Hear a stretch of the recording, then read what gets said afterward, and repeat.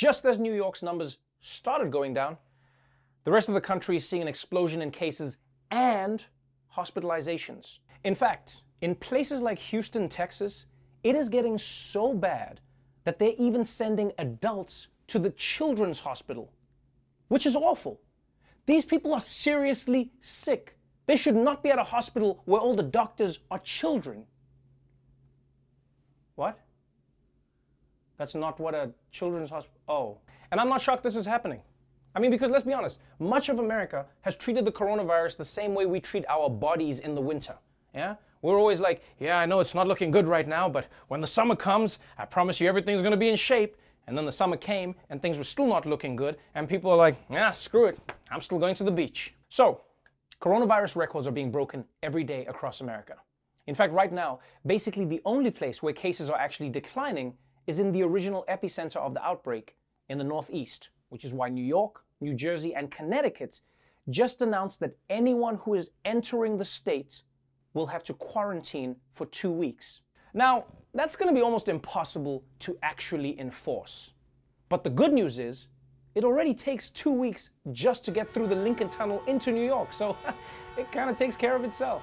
In fact, things are looking so bad for the US that Europe is considering a ban of all US citizens until they can figure out what the hell is going on. And I see where Europe is coming from, because we can't deny that the United States is doing a particularly bad job compared to other countries. I mean, look at this chart, right? Cases in all those other places are going down, while America went down for a little bit and then shot back up. So I guess congratulations on flattening the curve. The question is though, why is the US doing so badly? Well, while many Americans are wearing masks and socially distancing and following the advice of health experts, one thing you cannot overlook is that there are also many other Americans who are just really, well, you know, you judge for yourself. At a commissioners' meeting in Florida's Palm Beach County, anger erupted after a unanimous vote to make masks mandatory. This turned downright ugly. Here was the scene. And ma'am, as a doctor, I really have many question marks about your degrees and what you really know. And I'm sorry, ma'am, but I don't think that you are worthy of your credentials. And I would ask suggestively that you go back to school and get educated. And they want to throw God's wonderful breathing system out the door.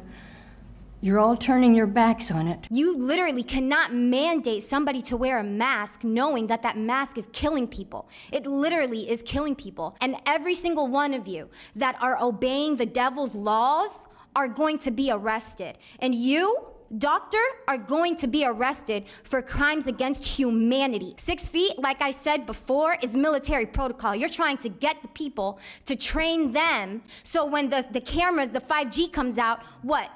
They're gonna scan everybody. We gotta get scanned, we gotta get temperatured. Yes, it appears America isn't just dealing with a deadly strain of coronavirus, it's also dealing with a deadly strain of stupidity. If wearing masks killed people, there would be no doctors, no dentists, and no hockey goalies. Every hockey game would end with a score of 1,000 to 980. Why are we even arguing with these idiots? And this just shows you how destructive social media has been. I mean, you have random people berating qualified health professionals because of some conspiracy theory that they probably came across on their Facebook feed. You can't trust Facebook for medical advice. It isn't run by a doctor. It isn't even run by a human. And this is why everyone should stick to Instagram. The worst thing you'll end up doing is getting a butt lift and buying lots of plants. I mean, sure, your body will be out of proportion and your home will look like a forest, but at least you'll still believe in science. In the wake of the George Floyd killing, most Americans have now come to realize that the police need sweeping changes. But the question is, why has it taken so long? Why did so many people, particularly white people, think until now that police are just fine the way they are? Well, one reason is that most Americans don't actually have much actual experience with police. In fact, in a typical year, only 21% of US adults have any type of contact with police at all. So I mean, most Americans see the cops less than Trump sees Eric. So if people don't see cops in real life, how are they forming their opinions about the police? Well, a lot of it comes from the same way I form all my opinions about Klingons. Television, baby. Police dramas are iconic, hugely popular, and now under intense fire from activists who say these shows far too readily portray cops as good and trustworthy, I never put a hand on them, while undermining real-life claims of systemic racism and abuse. Police not only consult on these shows, but they're also very aware that their portrayals impact public perception, and they have a vested interest in making sure that portrayal is positive. The 2015 study found viewers of crime dramas are more likely to believe the police are successful at lowering crime, use force only when necessary, and that misconduct does not typically lead to false confessions. Yes, believe it or not, watching cop shows makes a lot of people see the police as infallible. And honestly, I don't blame any of these people. I mean, I'll admit, a lot of my perceptions about reality have been shaped by TV as well. I believe sponges wear pants, I believe white people have no black friends, and most importantly, I believe that every kiss begins with K. Now, part of the reason it's easy for TV shows to convince people that cops are always right and always good at their jobs is because that's what we want to believe. Right? I think we can all agree that we want people who are going to enforce laws fairly and effectively so that we don't have to do it ourselves. I know I don't want to do it. Like, I don't want to have to find the person who stole my car. I've got other things to do, you know? I want to go look for a new car. I don't want the stress of having to find the thief, because I mean, like, what happens when I find them? Do I arrest them?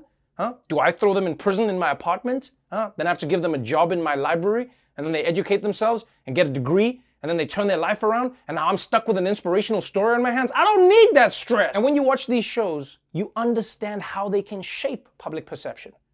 Because according to cop shows, whenever cops are breaking the law, it's only because they have to. We can't just break protocol because we think it's right at the time and expect to get away with it. Normally, I'd agree with you. But in this case, I'd rather ask for forgiveness than permission. As you well know, we will need a warrant to search the house. Agent Callan, these are exigent circumstances. You let me worry about the legal ramifications. If I gotta bend the rules a little bit to get a bad guy off the street, I'm gonna do it. And you would too. Forget warrants. Forget the rules. It's on us to catch him. Ooh, that was cool. Although what that guy was actually saying is, the Constitution is for pussies. It's amazing how cops in TV shows are always saying that the only way to catch a criminal is by breaking the law themselves. Technically, that cop is now a criminal too, which means another cop should kick his ass. But then that new cop is also a criminal because he's breaking the law, which means another cop should then beat up cop number 2. So the third cop beats him up, then a fourth cop has to come in to beat them, then a fifth. Basically, every cop show should end with the entire precinct in a brawl while the suspect just sneaks out of the door. And you see, that's what cop shows are really good at doing. They make us believe that the only way the police can truly be effective is if they break the rules that society created to protect us from police.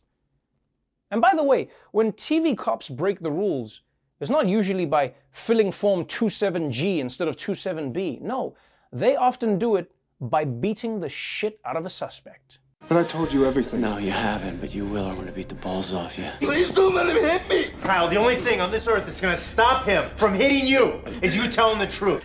You're gonna tell us what happened.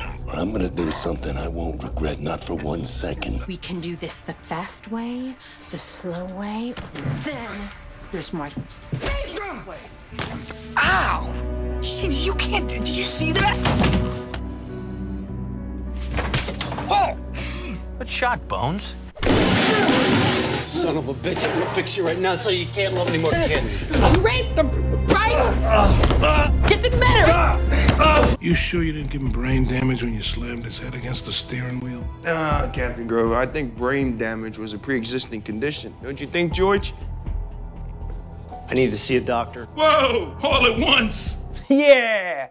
That guy doesn't deserve to see a doctor. He maybe committed a crime. And even if he didn't commit the crime, well, then this will be a lesson to stop him from committing one in the future. It's the same reason I plan to pre-beat all my children. Because you might not have done anything yet, but I know you will. Even as cases continue to climb in the US, Americans are slowly trying to resume normal life.